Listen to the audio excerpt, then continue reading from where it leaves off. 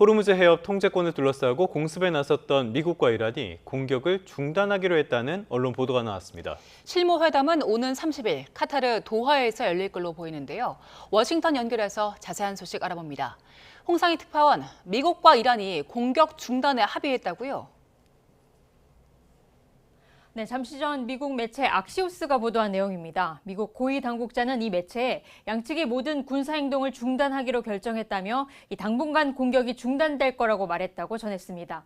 또 다른 당국자는 호르무즈 해협에서 이 선박들이 자유롭게 이동할 수 있다고 밝혔습니다. 악시오스는 미국과 이란이 현지 시간 30일 카타르 도하에서 만나 호르무즈 해협을 둘러싼 분쟁을 해결할 계획이라고 보도했습니다. 앞서 30일 스위스에서 양측의 실무회담이 예고됐었죠. 하지만 지난 25일 이란이 호르무즈 해협을 통과하는 상선 공격 이후 미국도 보복 공습에 나서면서 이 장소가 바뀌고 논의 주제도 호르무즈 해협으로 전환됐다고 설명했습니다. 마이크 왈츠 유엔 주재 미국 대사도 오늘 폭스뉴스와의 인터뷰에서 이란과의 논의는 계속 진행되고 있다고 밝혔는데요.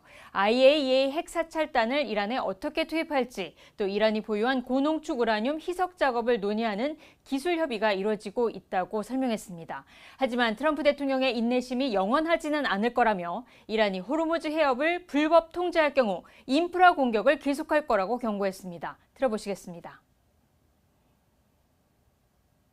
And don't think for a second that President Trump isn't going to leave every option on the table to achieve not just our aim, the entire world's aim that Iran never has a nuke. 그러면서 아랍에미리트와 사우디아라비아가 확장 중인 송유관으로 원유를 수송하고 있고 미국도 중동기지 강화에 나서고 있다며 이란을 압박했습니다. 이 발언도 들어보겠습니다.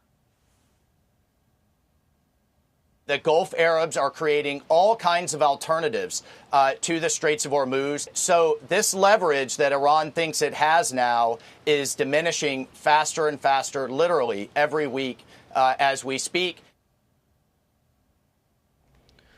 네, 이란의 외무장관이 호르무즈 해협 운영에 간섭하지 말라는 입장도 내놨다고요. 네, 이란군은 쿠웨이트와 바레인 등 중동 미군 기지에 대한 미사일 발사 장면을 공개했습니다. 이란군이 오늘 공개한 영상인데 이 촬영 장소와 시간은 밝히지 않았습니다. 미사일에는 패배한 전쟁에서 트럼프의 유일한 성과는 미군을 위한 관과 휠체어 업체의 수입을 늘린 것뿐이라는 문구도 적혀 있었습니다. 현지 시간 28일 이라크를 방문한 아바스 아라그치 이란 외무장관은 호르무즈 해협 재개방을 위한 이란의 조치에 관여하지 말라고 경고했습니다. 들어보시죠. من از همه طرف‌ها درخواست می‌کنم که در موضوع مدیریت تنگه هرمز و ترتیباتی که برای بازگشایی تنگه هرمز از سوی جمهوری اسلامی ایران اتخاذ میشه 양해각서에 따라 이란이 호르무즈 해협 통제권을 확보하고 기뢰 등을 제거해야 해협이 개방될 거라고 주장한 건데요. 또 레바논 남부에서 이스라엘과 헤즈볼라의 충돌이 이어지고 있는 상황에 대해서는 미국이 이스라엘군을 철수시켜야 할 책임이 있다고 강조했습니다. 모즈타바 하메네이 이란 최고 지도자는 X에 성명을 올리고 전쟁을 일으킨 미국과 이스라엘에 반드시 책임을 묻겠다고 밝혔는데요. 다음 달 하메네이 전 최고 지도자의 장례식을 앞두고 미국과 이스라엘 지도자를 체포해 이란이 입은 피해에 대해 처벌하겠다는 건데 이란 국민을 달래고 통합하기 위한 의도로 보입니다. 지금까지 워싱턴에서 전해드렸습니다. 네, 이번엔 베네수엘라 강진 관련 소식입니다. 연쇄 지진의 사망자가 빠르게 늘어나고 있는데요. 실종자 비공식 집계이긴 하지만 7만 명을 넘어섰습니다. 네, 골든타임이 지나면서 유엔과 베네수엘라 정부는 구조에서 구호와 복구로 전환하고 있는데요. 뉴욕 연결해서 자세한 상황 알아봅니다. 이승윤 특파원, 베네수엘라에서 사상자 수가 빠르게 늘고 있다고요? 네, 그렇습니다. 호르에 로드리게스 베네수엘라 국회의장은 베네수엘라를 강타한 강진으로 인한 사망자가 1,450명, 부상자는 3,150명이라고 발표했습니다. 유엔은 약 5만 명이 실종된 것으로 추정하고 있지만 민간 웹사이트에 신고된 비공식 실종자 수는 7만 명을 훌쩍 넘어섰습니다. 전문가들이 사고 후 생존 가능성이 가장 크다고 판단하는 골든타임인 사고 발생 후 72시간이 이미 지나면서 현장의 초조함은 극에 달한 상황입니다. 지진 피해 지역에 여진이 이어지며 구조 작업은 난항을 겪고 있는 것으로 전해졌습니다. 특히 연쇄의 충격으로 닫힌 건물의 기둥이 윗부분의 무게를 견디지 못하고 무너지면서 각 층이 마치 팬케이크처럼 겹겹이 포개지듯 주저앉았습니다. 이는 구조대원들의 잔해 틈새 진입을 극도로 어렵게 만들어 수색 난이도를 높이고 있습니다. 심각한 교통체증과 당국의 통제 역시 구조 현장 진입을 가로막고 있는 요인입니다. 베네수엘라 정부는 공식 허가증을 보유한 사람만 현장에 진입할 수 있도록 허가하고 있는데 정작 허가증 발급 절차가 지연되면서 작업에 차질을 빚고 있습니다. 특히 정부의 미흡한 대응에 주민들은 분노하고 있습니다. 재난지역 주민들은 정부 관계자의 얼굴조차 보기 힘들다면서 분통을 터뜨렸고 일부 현장에서는 분노한 주민들과 정부 관계자들 간의 충돌까지 빚어졌습니다. AP통신은 굴착기를 몰고 온 베네수엘라 정부 관계자들이 현장에서 셀카만 찍은 뒤에 철수하려 하자 주민들이 운전사를 끌어내리고 차량을 가로막았다고 전했습니다. 베네수엘라 정부가 피해가 집중된 라과이라주에 군 병력을 투입해 대응에 나섰지만 치안이 무너져 상점과 가옥에선 약탈이 이어지고 있다는 보도가 나오고 있습니다. 베네수엘라 최대 공항인 시몬 볼리바르 국제공항이 부분적으로 운영을 재개하면서 본격적인 구조와 구호 지원이 가능해진 건 그나마 다행입니다. 미국과 멕시코, 엘살바도르, 스위스, 콜롬비아, 스페인, 에콰도르, 칠레, 도미니카 공화국, 파나마 등 세계 각국에서 모인 구조대원 1,600명이 현지에서 수색과 구조 활동을 벌이고 있습니다. 베네수엘라 정부는 바로 지금이 중대 시점이라고 강조했는데요. 발표를 직접 들어보시죠. Estamos en horas críticas, en horas cruciales para seguir rescatando vidas y para la edificación de campamentos donde puedan estar aquellas personas que perdieron sus hogares o aquellas personas que en estos momentos no pueden regresar por alguna razón a sus viviendas y a sus hogares. 네, 이제 이른바 골든타임이 지나면서 유엔과 베네수엘라 정부의 기조도 달라지는 것 같네요. 네, 그렇습니다. 유엔 인도주의 업무 조정국은 생존자 탐색 작전이 점차 마무리되면서 피해 규모가 명확해지고 있다며 합동 조율 체계의 현장 가동을 강조했습니다. 특히 대피소 내 물자와 필수품 배분이 궤도에 올라야 하고 비상식수가 바닥나는 시점인 만큼 급수와 위생 인프라가 생사의 갈림길이 된다고 짚었는데요. 직접 들어보시죠. Las prioridades básicas en ese momento son en el sector de asistencia alimentaria, sector de salud, asistencia médica, alojamiento para la gente que ha perdido casa y están viviendo en la calle y también cosas básicas que le pueda permitir vivir de forma digna en esos próximos días. 이제 구조에서 구호, 복구로의 전환을 서둘러야 한다는 의미로 풀이되는 대목입니다. 이에 미국은 2,317억 원 규모의 원조를 발표한 데 이어 그 이상의 추가 재정 지원도 검토 중인 것으로 알려졌습니다. 이와 함께 의료 공백을 메우기 위한 이동식 병원과 스페이스X의 위성 인터넷 서비스인 스탈링크 등 맞춤형 구호 장비도 현장에 투입됐습니다. 지진 피해 지역의 인프라 복구도 제한적으로 남아 진전을 보이고 있습니다. 베네수엘라 당국은 라과이라주 전력 공급의 60%를 복구했다고 발표했으며 실종자 신고와 긴급 지원 요청을 일원화하는 지진 전용 신고 전화를 개설했습니다. 하지만 이미 오랜 기간 국제 제재로 이미 궁핍해진 베네수엘라의 지진이 남긴 상흔은 너무나 큽니다. 유엔 개발계획 UNDP는 이번 지진에 따른 물리적 손실 규모가 10조 3천억 원으로 추산된다고 밝혔는데 이는 베네수엘라 GDP의 무려 6%에 달하는 규모입니다. 이에 따라 유엔은 베네수엘라에 닥친 지진 피해 대응 문제가 장기적인 과제가 될 것으로 내다보고 있습니다. 지금까지 뉴욕에서 YTN 이승윤입니다.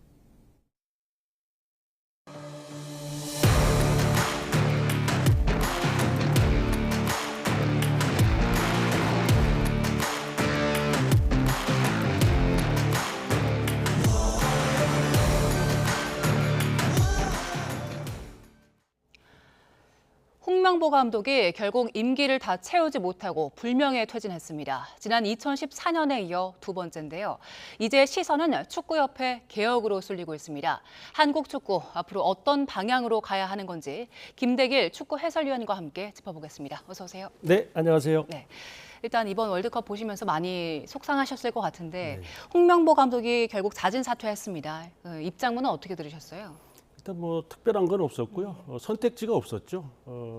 아마도 월드컵 마지막 3차전 끝나고 나서 지금 뭐 온통 분노에 차 있는 홍명보 감독 뭐 경질해라, 사퇴해라. 근데 제가 봤을 때는 그 말 나오기 전에 벌써 협회의 실무진들과 협의를 했었던 것 같아요. 그래서 이제 귀국하기 전에 거기에서 이제 사퇴를 발표하는 것이 훨씬 더 낫겠다. 책임지는 자세를 보이겠다 했는데 뭐 제가 봤을 때는 선택지가 없었기 때문에 사퇴로 결말지지 않았나 이렇게 보여집니다. 네, 일단 이번 월드컵 자체를 좀 큰 틀에서 봐야 될 것 같은데 사실 우리 대진도 무난했고요. 네. 선수들도 황금 세대라는 평가를 받을 정도로 뭐 훌륭한 기량을 가진 선수들이 많았는데 이번 월드컵 가장 큰 문제는 어떤 거라고 보세요? 일단 이제 이 선수들 이제 보시면요, 대표팀 감독 선임을 하면서 홍명보 감독에게 다시 기회가 주어졌고 또 우리 선수들이요 이제 대진 운이 좋은 건 맞습니다. 48강 체제에서의 변화에서 대진 운이 좋은 건 맞는데 그래서 충분히 이 조별 통과는 할 거라고 봐여졌거든요. 근데 우리 지금 현재 대표팀의 황금 세대다 뭐 정말 결정에 좋은 선수들이 많다 하는데요.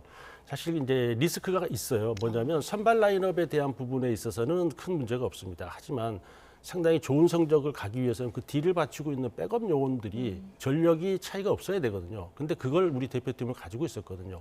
그러니까 1차전, 2차전 잘했습니다만 3차전 가서 결과적으로 힘을 못 쓰는 그런 상황이 됐는데 이것은 게임 모델을 짤 때 조금 버라이어티한 다양한 이 전술이 필요해요. 상대가 알 수 없는 그런 어떤 선수 구성, 이 선수가 들어가면 이런 특징을 보이고 이 선수가 들어가면 이런 특징을 보이고 이런 어떤 버라이어티한 어떤 선수들이 있어야 되는데 그게 또 우리가 하나 그 좀 부족했던 것 같고 또 가장 문제는 저도 이제 선수 생활을 해봤습니다만 이 조별 예선을 거치는데 3경기를 다 완벽하게 할 수는 없는 거거든요. 그게 이제 한 번은 걸리는데 너무 크게 걸렸어요. 그러니까 첫 번째 경기, 두 번째 경기 뭐 멕시코전에 패하긴 했습니다. 실수로 패하긴 했습니다. 내용상으로 보면 괜찮았거든요. 근데 3차전 갑자기 컨디션이 다운됐어요.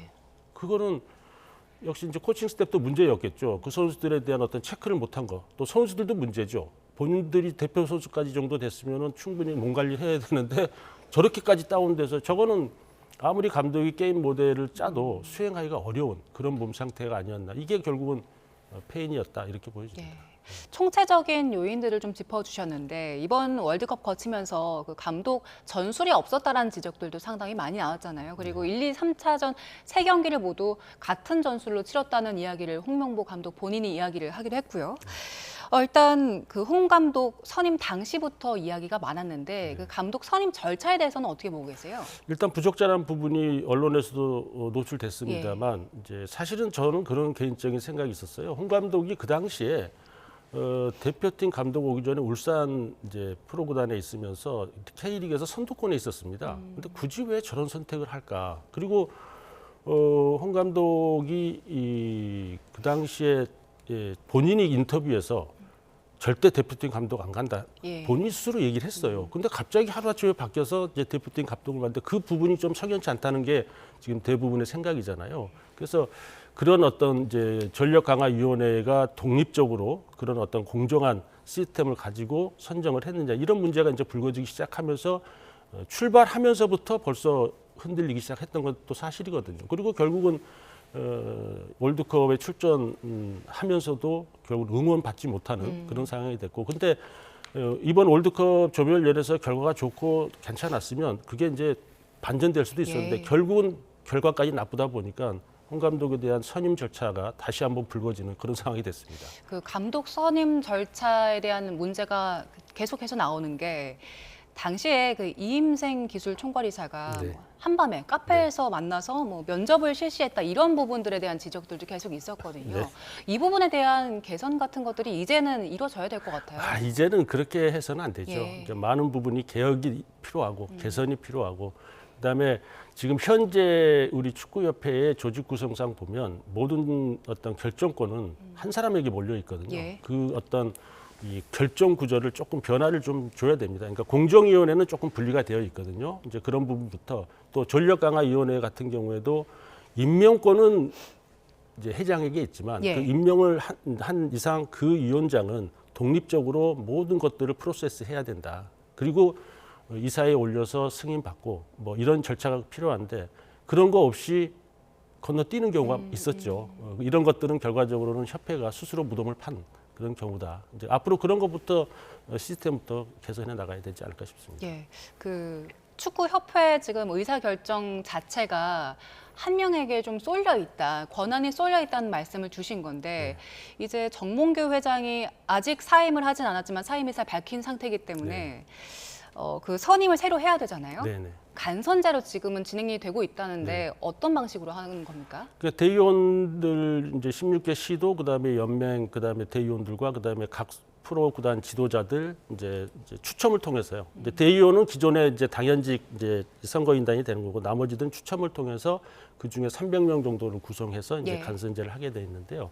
그런데 직접 투표입니다. 예. 그래서 지금 이제 말로는 그 축구인들 전체가 투표하는 그런 제도로 바꿔야 되지 않느냐 이런 얘기를 합니다. 그건 또 피파 규정에 또 어긋나 있거든요. 그래서 피파에서는 전자투표 방식을 못하게 지금 하고 있어요. 예. 그래서 이제 그거 하려면 전자투표를 해야 되는데 그 부분도 이제 협회에서 피파에다가 문의를 하고 이런 경우가 있는데 이거 해도 되느냐.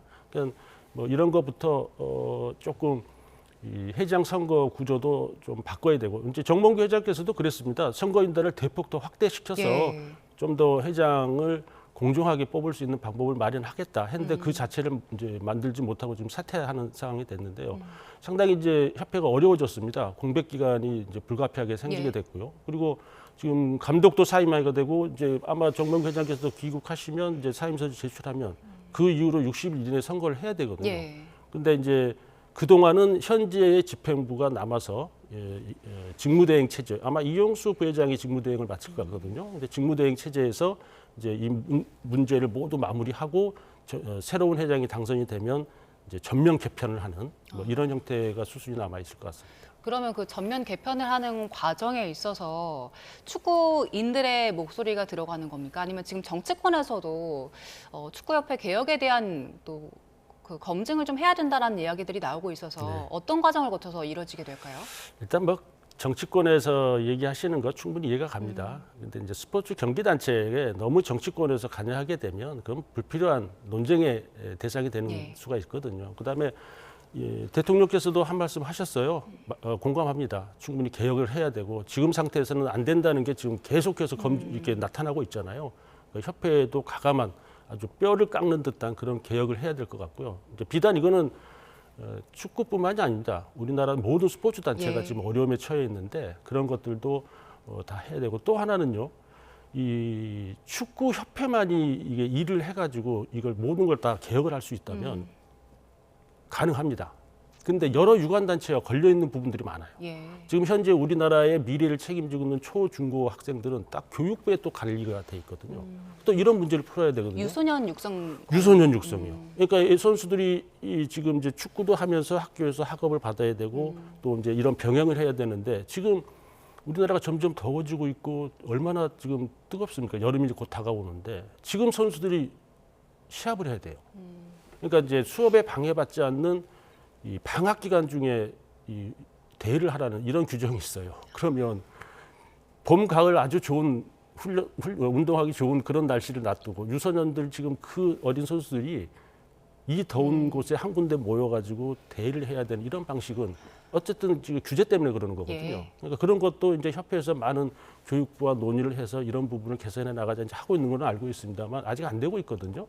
그러니까 이런 것부터 또 문체부와의 관계 또 대한체육회와 관계 여러 이 유관 단체들과 협업을 해야지만이 큰 개혁을 할 수 있다. 예. 그래서 다시 함께 머리를 맞대야 되지 않을까 싶습니다. 그냥 단순하게 하나의 단체 개혁만이 아니라 뭐 여러 조직의 이야기가 걸려 있는 거기 때문에 세밀하게 들여다봐야 한다는 말씀이신 네. 건데 당장 내년 1월에 아시안컵 있잖아요. 네. 그러면은 감독이 없는 체제로 진행이 되는 겁니까? 뭐.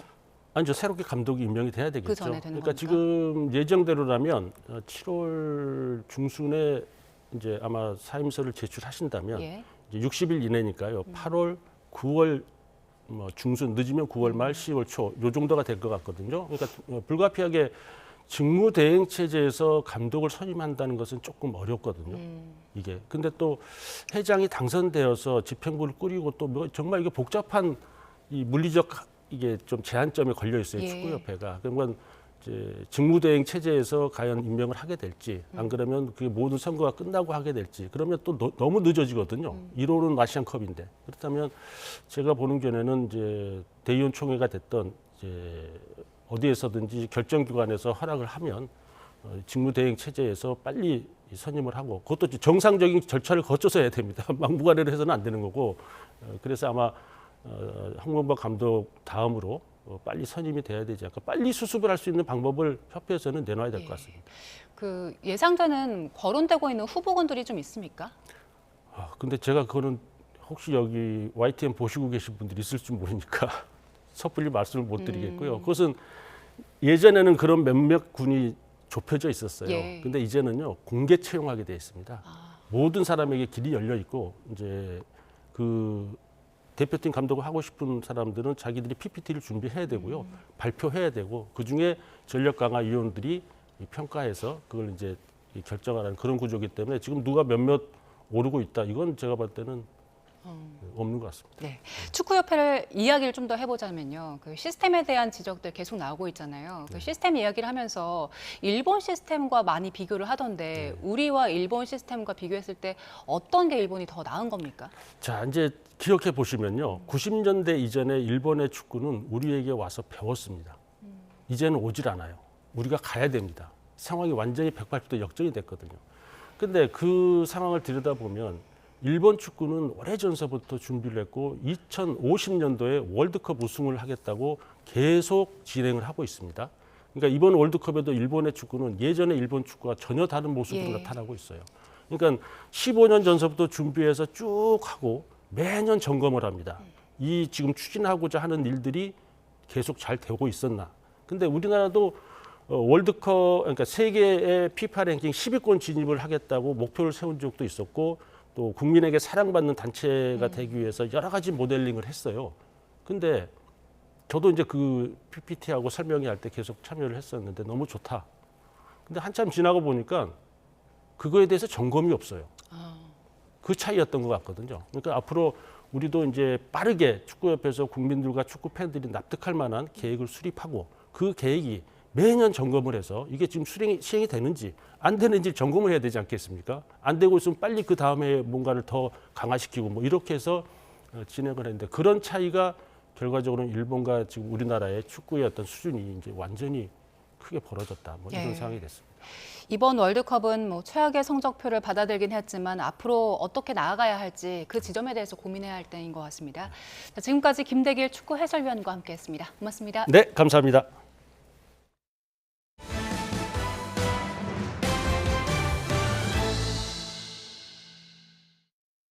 다음 소식입니다. 한일 국방장관이 국방 교류 협력을 더욱 강화하는 데 뜻을 모으고 한미일 공조도 재확인했습니다. 이런 가운데 북한은 신형 무기 시험을 진행한 데 이어 중국과 러시아 공군은 한국 방공식별구역에 진입했다가 이탈하는 훈련을 이어갔습니다. 김문경 기자의 보도입니다. 안규백 국방장관과 고이즈미 일본 방위상이 서울에서 만났습니다. 일본 방위상이 양자회담을 위해 방한한 것은 11년 만으로 두 장관은 국방 교류 협력을 강화하는 내용의 공동 보도문도 발표했습니다. 양국은 이 자리에서 해군 수색 구조 훈련과 영내 평화와 안정을 유지하기 위한 협력을 지속해 나가기로 뜻을 모았습니다. 또 한반도의 완전한 비핵화와 항구적 평화 구축에 대한 의지와 한일, 한미일 공조도 재확인했습니다. 대신과의 글로벌 안보 현안과 또 양국의 국방 교류 협력이 한층 더 발전되기를 소망을 합니다. 이런 가운데 북한은 발사관을 9개에서 12개로 들린 240mm 신형 방사포와 4연장 단거리 탄도미사일 발사 시험을 이어갔습니다. 6.25 기념일 날 실시한 이번 시험에 대해 우리 군은 이례적으로 언론에 알리지 않았는데 김정은 국무위원장은 이 자리에서 휴전선 일대의 화력 태세가 변화하고 있다고 위협했습니다.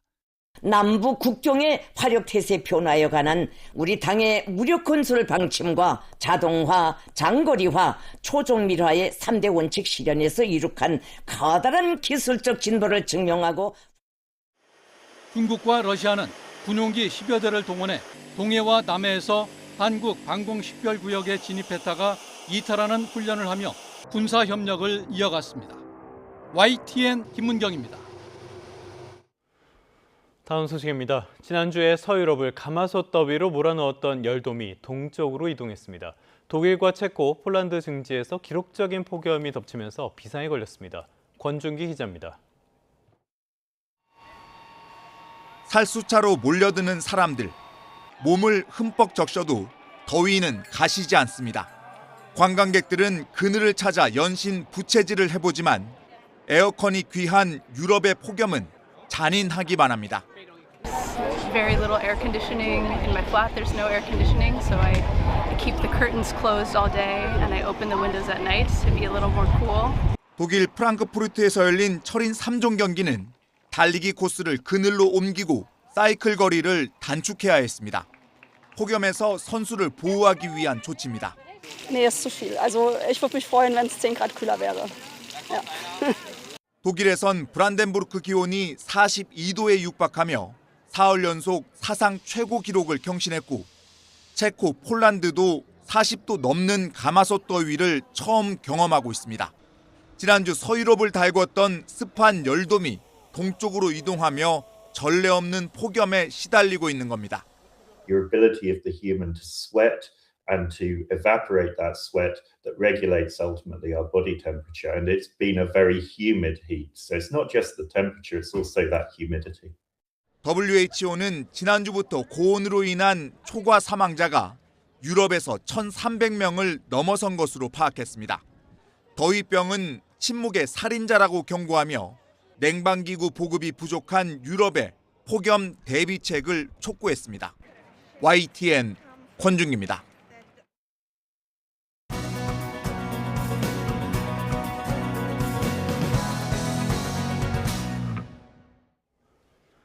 네, 이른바 메가 프로젝트가 오늘 공개됩니다. 특히 호남 반도체 클러스터에 관심이 쏠리는데요. 정치적인 문제는 제외하고도 경제적인 부분에서 짚어볼 만한 내용들이 많습니다.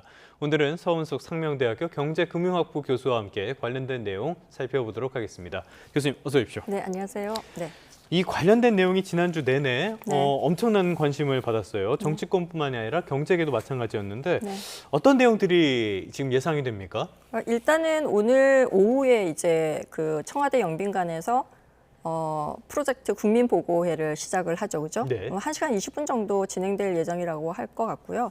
이제 지금 논란이 되고 있는 거를 전체적으로 이제 봤을 때 시청자들 분들께서 가장 궁금한 부분이 왜 대통령이 이 프로젝트를 직접 주재하고 그다음에 기업 총수들이 다 모이는 행사가 됐을까라고 하는 부분일 텐데요. 이렇게 좀 보면 좋을 것 같아요. 반도체 투자는 더 이상 이제 개별 기업의 공장 증설 문제가 아니다. 라는 걸로 좀 봐야 될 것 같아요. 이게 이제 반도체 팹이라고 하는 것이 우리가 흔히 아는 것처럼 전력, 용수, 그다음에 송전망, 폐수 처리, 도로, 인력, 인허가까지 다 묶여 있어요. 이게 동시에 맞아야지만 할 수가 있는 거거든요. 그렇죠. 그래서 이게 이제 기업이 단독으로 해결할 수 없는 영역이에요. 이런 부분들은. 그러다 보니까 미국도 아시는 것처럼 칩스 액트로 정부가 투자를 직접 하고요. 그다음에 EU도 마찬가지입니다. 한 430억 유로를 하고 있고 일본도 구마모토의 TSMC 공장 지을 때 직접 지원을 하고 있죠, 그죠? 그래서 이거는 이제 전체적으로 글로벌 시장을 보면은 기업 대 기업 게임이 아니라 정부 대 정부 게임으로 이미 이제 변질이 되었다라고 봐야 되는 거죠. 그러니까 반도체 산업이랑 특수성이 있는 네, 거네요. 그렇다고 봐야 되는 거죠. 그래서 뭐 아직 구체 금액하고 입지는 보도 자료로만 나와 있고. 그러니까 확정된 단계는 아닌 것 같아요. 오늘 이제 그 발표 내용을 좀 유심히 보면은 좋을 것 같아요. 그러니까 재계에서는 향후에 한 10년간 400조에서 최대 1,000조 정도 규모로 보고 있고 처음에는 후공정만 거론이 됐다가 지금 첨단 공정 팹까지 전체적으로 다 아우르는 그러한 발표가 될 가능성이 좀 큰 것 같습니다. 그럼 굉장히 큰 규모가 될 텐데요. 네. 지금 걱정되는 부분들도 꽤 있으니까 하나하나 네. 짚어보도록 네, 하겠습니다. 먼저 이 부분을 보면요. 네. 당장 말씀하신 대로 전력, 네. 용수라든지 네. 또 인력적인 문제. 예를 들어서 해외에서도 반도체 투자 같은 걸 할 때 주변 인프라가 없기 때문에 잘 안 된다 이런 네, 소식들이 많이 맞습니다. 들리거든요. 네. 그런데 이쪽에 인프라가 다 갖춰진 게 아니기 때문에 쉽지 네. 않을 것이다 이런 지적도 있어요. 네, 맞습니다. 이게 이제 흔히 얘기하는 것처럼 그 전력 용수 공급부터 인력 확보, 협력사 공급망 구축까지 이제 진행하는 과정에서 굉장히 부딪힐 장벽들이 많지 않냐라고 얘기를 하는 거죠, 그죠? 뭐 사실 어떻게 보면은 용인 반도체 클러스터도 지금 계속 좀 지연이 돼서 지금 진행이 됐었잖아요. 그렇죠. 예. 그래서 이제 이 우려가 아마 가장 현실적인 우려로 생각이 될 수 있을 것 같아요. 근데 이제 SK 하이닉스 용인 클러스터가 2019년에 발표가 됐거든요. 근데 이게 사실 첫 공장 가동이 2027년에 지금 네. 될 거란 말이에요. 8년이 걸렸어요. 그래서 네네. 그러니까 여주시가 공업용수 보상책부터 마련하라고 하면서 인허가를 보류를 했고 토지 보상에도 시간이 굉장히 걸렸거든요. 이 부분에서 삼성 평택 송전탑 부분을 보면은 더 심해요. 그러니까 여기는 주민 반발로 5년 동안 거의 이제 중단이 됐다가 2019년대에 풀려가지고 시작을 했고 결국은 그 보상 비용을 전부 다 삼성이 아마 한 3,500억 정도 규모를 부담하고 나서야 이제 할 수가 네네. 있었던 상황이고요. 근데 일본의 경우를 한번 보면은 우리가 쉽게 좀 이해를 할 수가 있는데 일본 구마모토 TSMC 공장이 2022년 4월에 착공을 해서 2024년 2월에 했어요. 우리가 이제 8년 걸렸는데 용인 쪽이. 네네. 여기가 딱 2년 4개월이 걸렸단 말이에요. 예. 그러니까 일본 정부가 어떻게 했냐면은 보조금에 토지, 세제 혜택, 규제 완화까지 패키지로 묶어가지고 예. 중앙정부가 원스톱으로 처리했어요.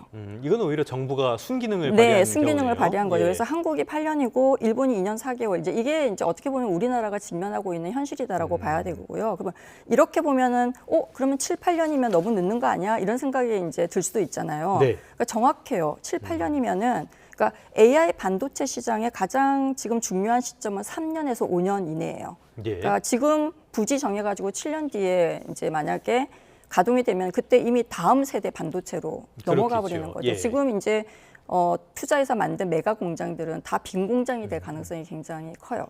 그래서 뭐 아까 말씀드린 것처럼 한국은 그럼 왜 이렇게 오래 걸리고 왜 이렇게 이제 여러 가지 문제점들이 많이 이제 생기냐라고 하면은 너무 인허가가 많이 쪼개져 있어요. 그렇죠. 네, 네네. 그래서 뭐 송전탑 하나 세우는데 심지어는 수십 개의 지자체 도장이 필요하다라고 하더라고요. 그래서 중앙 정부하고 지방 정부가 서로 뭐 책임 떠넘기는 구조이기 때문에. 네. 그러니까 근데 이제 일본 같은 경우는 중앙 정부가 한꺼번에 처리를 했고요. 그래서 오늘 발표를 할 때 사실 시청자들 분께서 가장 유심히 이게 효과가 있나 없나 네. 이런 거를 볼 때 유심히 봐야 되는 거가 첫 번째 인허가 패스트 트랙이 함께 발표되는가. 정부가 얼마나 빠르게 빠르게 지원해 할 줄 수 있는지. 것이냐. 두 번째가 그러니까 송전망 갈등을 정부가 직접 풀어주는 책임. 제와 같은 그러한 그 내용이 포함이 되어 있는가. 네. 사실 이 두 가지가 빠지면 이제 부지 발표가 아무리 이제 좀 좋게 크게 나온다 해도 결국은 또 예전과 비슷한 공수표가 될 가능성이 굉장히 크거든요. 그래서 얼마를 짓는지가 좀 중요하지 않고요. 네. 얼마나 빨리 짓는지가 지금은 관전 포인트라고 봐야 됩니다. 자, 말씀하신 것처럼 이런 정부의 빠른 지원 대책이 없다면은 과거에 박근혜 정부, 문재인 네. 정부, 윤석열 정부 때 계속 반복됐던 대규모 투자 또 공수표가 될 가능성이 있으니까요. 이 부분을 관전 포인트로 일단 첫 번째로 삼고요. 네. 두 번째로 살펴봐야 될 게 지금 반도체, 지금은 수요는 많은데 공급이 부족하다 보니까 가격이 천정부지로 오르는 그런 상황인데요. 네네. 반대로 이 사이클이 한 2028년쯤에는 끝나게 될 것이다 네. 라는 전망이 대체적이거든요. 네네. 그렇다면 아무리 빨리 돼서 한 3년 안에 완공이 되더라도 그때는 이미 사이클이 바뀐 것이 아니냐 이런 비판이라기보다 우려가 있을 가능성도 있거든요. 네네. 이 부분은 어떻게 보십니까? 이게 사실 이제 굉장히 중요한 지적사항 중에 지금 하나로 거론되고 있는 부분이거든요. 그래서 근데 이제 그 반도체를 어떻게 보면은 과거에 이제 새만금이나 뭐 이렇게 광주형 일자리 같은 지역 사업과 같은 시각으로 좀 보시면 안 될 것 같아요. 네. 그러니까 본질이 좀 다르거든요. 네, 과거의 사업들은 이 시장이 없어서 망하는 이제 산업들이 굉장히 많았단 말이에요. 예. 근데 지금은 공장 짓고 시장을 그러니까 예전에는 공장을 지어놓고 거기 들어올 이제 시장을 찾는 구조였죠.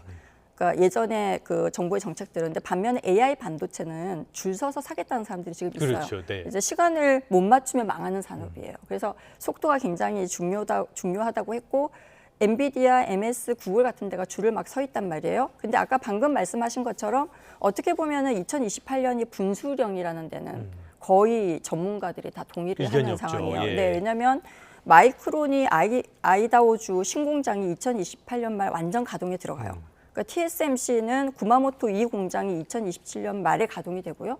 그리고 미국 애리조나에서는 2027년에 3나노 공장까지 도입이 됩니다. 예. 다시 얘기하면은 글로벌 메이저들이 2027년, 2028년 동시에 신규 공장들을 막 쏟아내고 있다는 뜻이죠. 네. 그러니까 메모리 치킨 게임이 시작될 가능성이 커요. 그러니까 이때 한국은 어떻게 보면은 기회와 위험이 동시에 다 존재를 한다라고 얘기를 하고 싶어요. 그러니까 기회는 HBM, 그러니까 이제 AI용 차세대 메모리예요. 그러니까 SK 하이닉스가 HBM4 시장에서 약 70% 정도 점유율을 차지할 전망이고요. 삼성도 2026년 2월에 HBM4 양산을 이미 선언을 했잖아요, 그죠? 예. 그러면 HBM은 보통 고객 맞춤형 장기 계약 구조예요. 그래서 공급 과잉이 오더라도 어느 정도 가격에 방어가 가능하거든요. 예. 네, 근데 위험은 두 가지예요. 첫 번째, 범용 메모리 비중이 여전히 큽니다. 그래서 이건 가격이 떨어지면 직격탄이거든요. 뭐 지금은 돈을 잘 벌어주고 있지만 네, 이거 언젠가 그렇죠. 떨어질 테니까요. 두 번째는 마이크론이 HBM4 양산에 들어가서 엔비디아의 공급을 시작했어요. 네. 그러니까 다시 말하면 SK 하이닉스 독점이 깨지고 있는 부분이 있는 거죠, 그죠? 그래서 오늘 또 발표할 때 굉장히 유의해서 봐야 되는 것 중 하나가 호남 클러스터가 범용 메모리 위주가 되면은 2028년 분수령에서 공급 과잉 폭탄을 맞을 수가 있어요. 예. 네, 근데 반대로 HBM 뭐 첨단 패키징 같은 고부가 가치 제품에 집중을 하고 있고 2028년 전에 1차 양산이 시작될 수 있게 패스트 트랙이 붙으면은 이 분수령을 좀 기회로 바꿀 수도 있어요. 그래서 오늘 뭐 정부가 발표하는 그 내용에 이러한 내용들이 좀 포함되어 있는지 시청자들께서 좀 유심히 보는 것도 좋을 것 같아요. 요약을 하자면은 어떤 제품을 어떤 속도로 할 것이냐. 만들어내느냐. 네. 알겠습니다. 오늘의 관점 포인트로 남겨두고요. 네. 내일 나온 뒤에 다시 한번 평가를 해보도록 하겠습니다. 네. 자, 이번에는 우리에게 직접 연관이 되는 물가 이야기도 한번 해보려고 네. 하는데요. 정부가 석유 최고 가격을 150원 내렸고요. 지금 2개월여 만에 주유소 휘발유 평균 판매 가격이 리터당 2,000원 아래로 떨어졌습니다. 네. 이거는 중동 상황이 바뀌면서 아무래도 국제 유가가 안정됐기 때문인 것 같은데요. 네.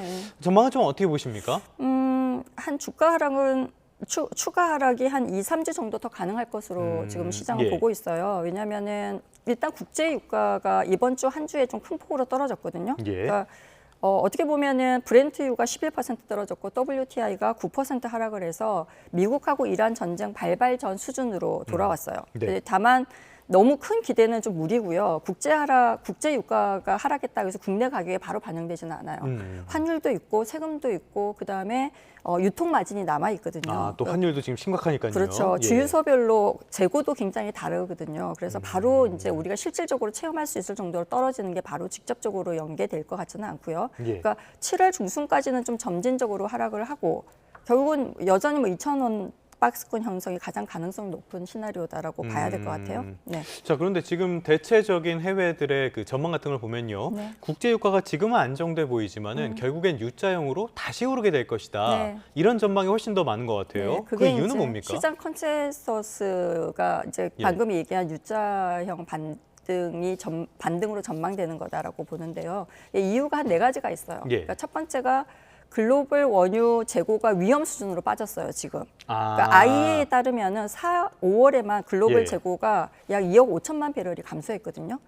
그러니까 여름 성수기 수요 정점 전에 사상 최저 수준에 도달할 수 있다라고 지금 예측을 하고 있어요. 그럼 빨리 사서 모아야겠네요. 그래서 재고가 낮아지면 재고 채우기 수요가 방금 말씀하신 것처럼 나타나겠죠, 그죠? 그게 첫 번째 이제 이유고요. 두 번째가 미국의 SPR 방출이 종료됐습니다. 7월 말 이후 공급이 줄어든다는 얘기고요. 세 번째가 전략 비축유 말씀하시는 겁니까? 그렇죠. 그리고 세 번째가 지금 유가를 누르고 있는 가장 큰 요인이 중국이 수입을 감소하고 미국의 재고가 소진되고 있는 건데요. 이거 이제 일시효과라고 보는 거거든요. 그러니까 가격이 좀 낮아지고 물류가 정상화되면 중국은 다시 재고 쌓기에 들어갈 겁니다. 예. 그래서 중국의 수요가 회복될 가능성이 크고요. 그다음에 네 번째가 좀 지정학적 그 프리미엄 재점화 가능성이 있어요. 이란 변수가 다시 흔들리면은 위험 프리미엄이 즉시 붙어요. 네, 그래서 결론적으로 보면 지금은 좀 지정학적 프리미엄이 빠진 결과이지 구조적인 안정은 아니다라고 이제 우리가 평가를 할 수가 있고요. 소비자 입장에서는 7월까지가 어떻게 보면 휘발유를 좀 낮은 가격에서 누릴 수 있는 마지막 기회일 가능성도 높다라고 해석을 할 수가 있겠죠. 굉장히 가슴 아픈 소식을 전해주셨는데 네. 이게 물가에 직접적으로 영향을 미치게 되잖아요. 네, 네. 지금 물가에 영향을 미치는 것들 이런 원유 문제도 있지만 저희가 앞에서 살펴봤던 맞습니다. 그 범용 반도체 가격이 너무 가파르게 상승한 네. 또 영향을 많이 미치고 있는 것 같아요. 여기 네. 지표로 또 나옵니까? 네, 이게 굉장히 흥미로운 현상이에요. 인플레이션이 하나가 끝나기도 전에 다른 인플레이션이 시작되는 이제 인플레이션 릴레이가 우리가 시작됐다라고. 연쇄적으로 터지는 거네요. 네, 그래서 팩트부터 정리하면은 일단 5월 소비자 물가가 전년 대비 3.1% 상승했어요. 물론 이것도 26개월 만에 최대 상승폭입니다. 이거 뭐 유가나 이러한 영향을 굉장히 많이 받았죠, 그죠? 근데 품목을 뜯어보니까 컴퓨터가 1년 전보다 19%가 올랐어요. SSD 등 저장 장치는 무려 44.4%나 올랐고요. 그러니까 가전 수리비, 컴퓨터 수리비도 다 올랐어요. 이게 우리가 얘기하는 칩플레이션입니다. 그러니까 반도체 가격 상승이 이제 결국은 PC, 노트북, 스마트폰 가격으로 번지는 현상을 우리가 칩플레이션이라고 얘기를 하거든요. 그래서 노트북 가격이 실제로 1년 전보다 50% 이상 올랐어요. 많이 올랐네요. 네, 최근에 그리고, 애플이 또 주요 제품의 가격을 많이 올리기도 네, 했죠. 그리고 1TB 우리 흔히 말하는 SSD도 1년 전 대비해서 2배가 됐어요. 지금 현재. 그래서 뭐 이거 노트북 새로 사 보신 분들은 다 체감하셨을 것 같아요. 그래서 왜 이렇게 됐냐? 라고 보면은 AI 우선순위 때문에 그래요. 그래서 삼성이 SK가 이 한정된 생산 능력을 HBM하고 기업용 SSD 같은 좀 비싼 데다가 우선 배정을 하다 보니까 일반 수요자들이 쓰는 메모리는 굉장히 부족해진 거예요. 그래서 오늘 사실 발표될 호남 클러스터 이거 볼 때 여기서 이제 한번 확인을 해 보셔야 되는 거는 이 칩플레이션이 풀리려면은 결국은 한국 반도체 생산 능력이 늘어나야 된다. 네, 그래서 이거 늘어나지 않으면 결국은 계속 지속될 수밖에 없다라고 봐야 되겠죠. 그래서 얼마나 큰가가 중요한 게 아니라 얼마나 빨리 양산되는가가 시청자 가계 부담에도 직접적으로 연계된다라고 말씀드리고 싶어요. 알겠습니다. 반도체, 원유까지 물가는 네네. 계속 고심이 거듭되는 것 같습니다. 오늘은 서운석 상명대학교 경제금융학부 교수와 함께했습니다. 오늘 말씀 고맙습니다. 네, 감사합니다.